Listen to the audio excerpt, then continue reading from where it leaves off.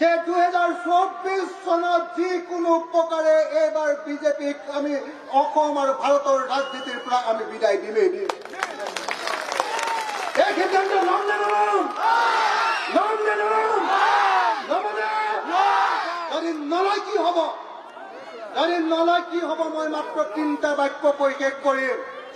যদি আপোনালোকে 24 চনত যদি বিজেপিক পৰাভূত কৰাৰ সিদ্ধান্ত গ্ৰহণ নকৰে, 1 নম্বৰ কথা, ভাৰত আৰু পৃথিৱীৰ আটাইতকৈ ডাঙৰ গণতান্ত্ৰিক দেশ হৈ নাথাকে, ভাৰত হৈ পৰিব আফগানিস্তান যেনেকৈ তালিবানৰ দেশ, পাকিস্তান যেনেকৈ মুছলমানৰ দেশ, ভাৰত তেতিয়াহ'লে 2024 পাছত হিন্দু মৌলবাদীবিলাকৰ দেশত পৰিণত হ'ব। আমাৰ দেশ আৰু গণতান্ত্ৰিক দেশ হৈ নাথাকিব। আমাৰ দেশত ধৰ্ম নিৰপেক্ষতা নাথাকিব। মই আপোনালোকক ইয়াত লিখি থৈ যাব পাৰো যে 2024 চনত যদি বিজেপিয়ে খাবলৈ দিবা, কিন্তু বেছিকৈ খাবলৈ নিদিবা। বুজিছেনে? সকলো ফালৰ পৰা লুটিছে। 1 লিটাৰ পেট্ৰলৰ দাম আছিলে নৰেন্দ্ৰ মোদী অহাৰ আগতে 48 টকা, 48 rupees, 48 টকা। এতিয়া 1 লিটাৰ পেট্ৰলৰ দাম কিমান? কিমান? 90 টকা। কেইটকা? 97। 48 টকাৰ পৰা যদি 97 হয়, তেতিয়াহ'লে দুগুণ দাম বঢ়াই দিলে নৰেন্দ্ৰ মোদীয়ে। কিন্তু আমি তাৰ বিৰুদ্ধে মাত মাতিব নোৱাৰো। কেলে? তেওঁলোকে দেখুৱাই আছে যে পুঁজিপতিৰ শত্ৰু নহয়, ধনী কোম্পানীবিলাক, আমাক লুটি দিয়া কোম্পানীবিলাক শত্ৰু নহয়।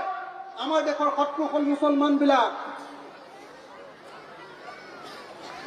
আৰু আমি তেওঁলোকৰ কথা মতে হিন্দু মুছলমানৰ খেলা কৰি আছো ৰাইজ। গতিকে মই আপোনালোকক ইয়াত উপস্থিত সকলো ৰাইজকে এটাই কথা ক'ব খুজিছো, কোনেও নিজকে হিন্দু বুলি, কোনেও নিজকে মুছলমান বুলি, কোনেও নিজকে এনেকৈ বৌদ্ধ বা শিখ বুলি সদায় যদি পৰিচয় দি থাকো, তেতিয়াহ'লে কোনোদিন আৰু বিজেপিক পৰাভূত কৰিব নোৱাৰিম। যদি বদৰুদ্দিন আজমলক মুছলমান বুলি অসমৰ মুছলমান সমাজে তেওঁক যদি সমৰ্থন কৰে, তেতিয়াহ'লে মই আপোনালোকক ইয়াত লিখি থৈ যাওঁ আৰু 50 বছৰ বিজেপি ইয়াত শাসন কৰিব। যিদিনাই মুছলমানে যে ক'ব যে বদৰুদ্দিন আজমল কাফেৰ হয়,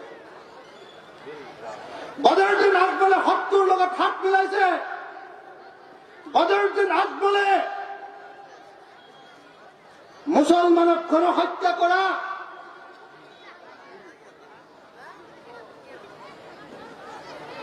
মুছলমানক গণহত্যা কৰা বিজেপি আৰু RSSৰ লগত হাত মিলাইছে। গতিকে বদৰুদ্দিন আজমলক আমি অসমৰ ৰাজনীতিৰ পৰা বিদায় দিব লাগিব বুলি যিদিনাই মুছলমানে একেলগতে বহি একেলগতে সমাৱেশ কৰি যিদিনাই অসমৰ মানুহৰ আগত কৈ দিব যে ইয়াত ধৰ্মৰ ৰাজনীতি নহয়, মুছলমানে মুছলমানক ভোট নিদিয়ে, এতিয়া অসমক বচোৱাৰ সময়, ভাৰতক বচোৱাৰ সময়, সেইদিনাই বিজেপিৰ সান্দহ খোৱা পালি তল যাব। মই আপোনালোকক আহ্বান জনাবলৈ আহিছো, বেলেগ একো কাম কৰিবলৈ অহা নাই। মই 24 ঘণ্টা কেৱল ৰাইজৰ মাজতে থাকো, 24 ঘণ্টা। মোৰ বেলেগ কোনো সংসাৰ নাই, অকল মই মানুহৰ মাজতে থাকো। আজি শদিয়াত, কাইলৈ ধুবুৰীত। ঘৰত যদি এমাহৰ মূৰত 2 দিন থাকো, 28 দিন সময় মই মানুহৰ লগত থাকো। মই আপোনালোকক এটাই কথা ক'বলৈ আহিছো, শ্ৰদ্ধেয় ৰাইজ, বিজেপি সকলো মানুহৰ শত্ৰু, অকল মুছলমানৰ শত্ৰু নহয়। আটাইতকৈ বেছি শত্ৰু হৈছে মুছলমানৰ। কেলে? অসম বা ভাৰতবৰ্ষত মুছলমানক এতিয়া আৰু দ্বিতীয় শ্ৰেণীৰ নাগৰিকত পৰিণত কৰি দিলে বিজেপি। মই অলপ আগতে যেতিয়া মৃণাল কুদ্দুছ ডাঙৰীয়াৰ ভাষণ শুনি আছিলো, মোৰ চকু পানী ওলাও হৈছিলে। মোৰ বেয়া লাগে যে মুছলমান হিচাপে মানুহ এজন জীয়াই থকাটোৱে অসমত এতিয়া বা ভাৰতবৰ্ষত এতিয়া প্ৰায় অসম্ভৱত পৰিণত হৈছে। বেয়া লাগে। অথচ আমি ইমান দিন শিকি আহিছিলো, কি বুলি শিকি আহিছিলো যে সংখ্যালঘু মানুহক, যাৰ সংখ্যা কম, তেওঁলোকক সদায় সহানুভূতিৰে চাব লাগে, তেওঁলোকৰ অধিকাৰৰ কাৰণে আমি মাত মাতিব লাগে। এতিয়া যদি মই মুছলমান মানুহ এজনৰ ঘৰ যেতিয়া বিজেপি চৰকাৰে ভাঙি দিয়ে, তেতিয়া কি কয়, এইবিলাক আজিকালি কি লগাই ভাঙা বুলি কয়, বুলডোজাৰ লগাই ভাঙি দিয়ে।